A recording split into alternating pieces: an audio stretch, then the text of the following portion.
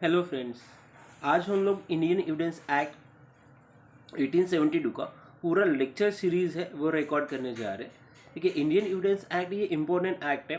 ये एक procedural law है जो एक नॉन एग्जॉस्टिव नेचर का है। जब भी हम लोग इंडियन एविडेंस एक्ट पढ़ेंगे उनके साथ में हमको अदर लॉज भी वो पढ़ने पड़ेंगे। उसके रिगार्डिंग ब्रीफ डिस्कशन हम लोग अपने लेक्चर में करेंगे। इंडियन एविडेंस एक्ट का जो पर्पस क्या है, जहाँ जुडिशरी है fact and fact in issue पे जो ट्रू सेंस है वो फाइंड आउट करने के लिए इंडियन एविडेंस एक्ट का यूज करते हैं। बेसिकली अगर हम लोग देखेंगे इंडियन एविडेंस एक्ट है वो ड्राफ्ट किसने किया है, तो इंडियन एविडेंस एक्ट है वो ड्राफ्ट किया है। स्टार्टिंग में मैंने यहाँ पे बताया कि सर जेम्स स्टीफन है, he was drafted the Indian evidence act. जो उन्होंने इंडियन एविडेंस एक्ट ड्राफ्ट किया है वो ब्रिटिश इंडिया में ड्राफ्ट किया है, मतलब हमारे इंडिपेंडेंस के पहले उन्होंने ड्राफ्ट किया है। जो जहाँ पे जितने भी प्रोविजंस दिए हैं वो प्रोविजंस किसके रिगार्डिंग है, रूल ऑफ एविडेंस है उसके रिगार्डिंग है। और जो रिलेवेंट प्रोविजन है किसके रिगार्डिंग, रूल ऑफ प्रोविजन के रिगार्डिंग, वो इंडियन एविडेंस एक्ट में ही पूरे एप्लीकेबल होते हैं allied with the other laws.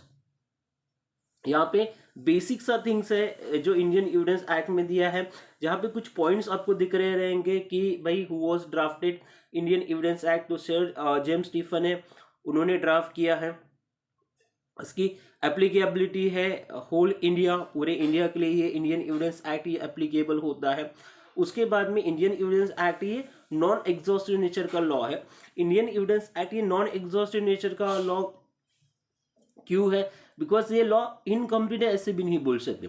ये लॉ कंप्लीट लॉ है, अपने आप में एग्जॉस्टिव नेचर का लॉ है, लेकिन जब भी ये एप्लीकेशन में आता है, जब भी ये उपयोगिता में आता है, तो इंडियन एविडेंस एक्ट को दूसरे लॉज के साथ में पढ़ना पड़ता है। Because of that reason only Indian evidence act it is a non exhaustive nature. जैसे कि जब भी हम लोग इंडियन एविडेंस एक्ट पढ़ेंगे उसके साथ में हमको लिमिटेशन एक्ट है, इंडियन पिनल कोड है, क्या क्रिमिनल प्रोसीजर कोड है, या इंफॉर्मेशन टेक्नोलॉजी एक्ट है, उन ये एक्ट की हेल्प लेनी पड़ेगी। तीसरा पॉइंट हमारा ये कहता है law and law of evidence का मतलब क्या है। लॉ का मतलब क्या है, लॉ मीन्स ऐसे कुछ रूल्स होते हैं जो डिटरमाइन किए हैं हमारे रिलेशन में इंडिविजुअल पर्सन के बिहेवियर के रिगार्डिंग या ग्रुप ऑफ पर्सन के बिहेवियर के रिगार्डिंग, जो सोशल कस्टमरी एंड जो जो भी लॉज बनाए हैं स्टेट ने। यहाँ पे स्टेट का मतलब क्या है, सेंट्रल और स्टेट दोनों भी लेना है। स्टेट का मतलब यहाँ पे आप सॉवरेन अथॉरिटी भी आप उसको बोल सकते हो। उन्होंने जो कुछ भी रूल्स डिटरमाइन किए हैं इंडिविजुअल के बिहेवियर के लिए, उनको हम लोग लॉ बोले।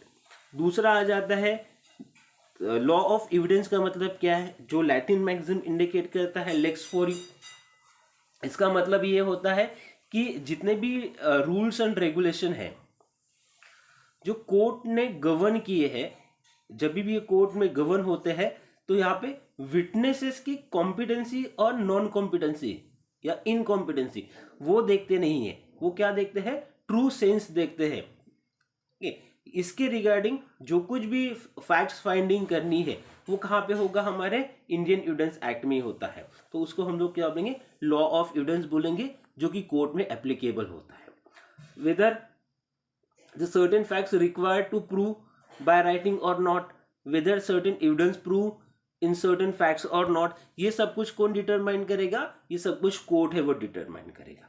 यहाँ से हम लोग क्या एक बेसिक ग्लांस है इंडियन एविडेंस एक्ट का वो देख लेते हैं। इंडियन एविडेंस एक्ट है, ईयर है उसका 1872, इनैक्टमेंट डेट है उसका 15 मार्च 1872, एनफोर्समेंट डेट है उसका 1 सितंबर 1872। सेक्शंस कितने हैं, टोटल 167 सेक्शंस है। पार्ट 3 है, चैप्टर 11 है, और ये एक्ट में कोई भी स्केड्यूल नहीं है, ये स्केड्यूल यहाँ पे रिपील हो गए। ये हमारा जो एक्ट है इंडियन एविडेंस एक्ट, ये बेसिकली 3 पार्ट में डिवाइडेड है। पहला पार्ट है रिलेवेंसी ऑफ फैक्ट्स, सेक्शन 1 से लेकर 55 तक है। दूसरा पार्ट ऑन प्रूफ, सेक्शन 56 से लेकर 100 तक है। तीसरा पार्ट है production and effects of evidence, section 101 से लेकर 167 तक, ये 3 पार्ट में इंडियन एविडेंस एक्ट डिवाइडेड है। और ये 3 पार्ट है हमारे 11 चैप्टर में डिवाइड। जो हमारा पहला पार्ट है वहां पे 2 चैप्टर्स आते हैं। पहला प्रिलिमिनरी जो सेक्शन 1 से लेकर 4 तक कवर होता है। दूसरा पार्ट है the relevancy of facts, section 5 से लेकर 55 तक। दूसरा पार्ट है ऑन प्रूफ, वहां पे 4 चैप्टर आते हैं।